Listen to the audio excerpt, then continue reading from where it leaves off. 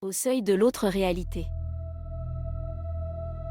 Dans les rues de Toulouse, où l'histoire se mêle à la modernité, Antoine, un jeune physicien passionné par les théories antiques, passait ses journées à explorer les manuscrits de la bibliothèque municipale.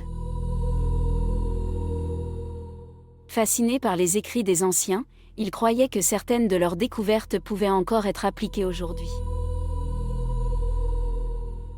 Cependant, son intérêt pour la physique antique le conduisit bientôt à une vérité terrifiante. Un soir, alors qu'il feuilletait un ancien grimoire, le jeune physicien découvrit une formule qui avait été abandonnée. Les symboles, étranges et déroutants, semblaient évoquer une méthode pour ouvrir un passage vers une autre réalité. Intrigué mais inquiet, il décida de tester la formule dans un endroit discret à l'abri du regard. Comme par exemple, les passages souterrains de la ville de Toulouse. Une fois à l'intérieur du tunnel, une atmosphère oppressante l'enveloppa. Les murs suintaient d'humidité glaciale, et un silence pesant régnait, seulement troublé par l'écho de ses pas. Antoine, armé de sa lampe torche et de son grimoire, se concentra sur la formule. Il traça les symboles sur le sol avec une pierre trouvée par là. Brusquement, une lumière blafarde envahit l'espace, et un grondement sourd résonna dans les tunnels. Le jeune homme sentit une présence, quelque chose d'indéfinissable, qui se rapprochait. Un frisson d'horreur parcourut son échine.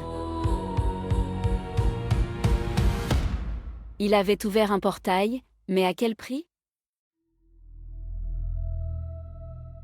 Des créatures à l'apparence cauchemardesque émergèrent des ombres, leurs yeux brillaient d'une lueur malsaine.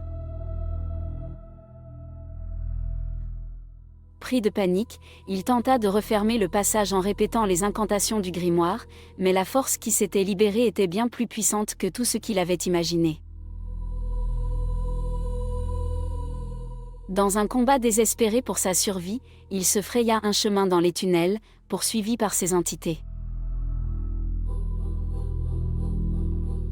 Ce tournant semblait le mener plus profondément dans un abîme terrifiant. Les murs, autrefois familiers, se transformaient en labyrinthe tortueux, ce qui semblait se jouer de lui. Finalement, il atteignit une pièce immense, ornée de fresques anciennes représentant des rituels d'invocation. Au centre, un autel pulsait d'une énergie puissante.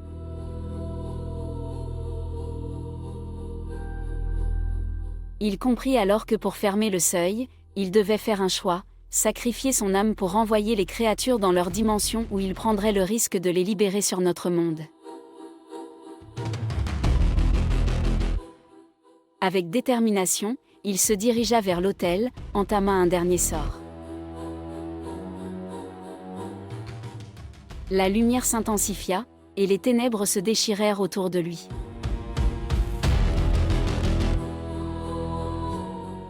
Il ressentit une douleur lancinante alors que son esprit se mêlait à l'énergie de l'autre réalité. Dans une explosion de lumière, le portail se referma, mais pas sans conséquence. Antoine se retrouva seul, tremblant, à l'entrée du souterrain, le grimoire en cendres à ses pieds. Il avait sauvé le monde, mais une partie de lui était désormais perdue à jamais dans l'autre réalité qu'il ne pouvait plus comprendre. Prochaine histoire, May, le fantôme du monde en grec.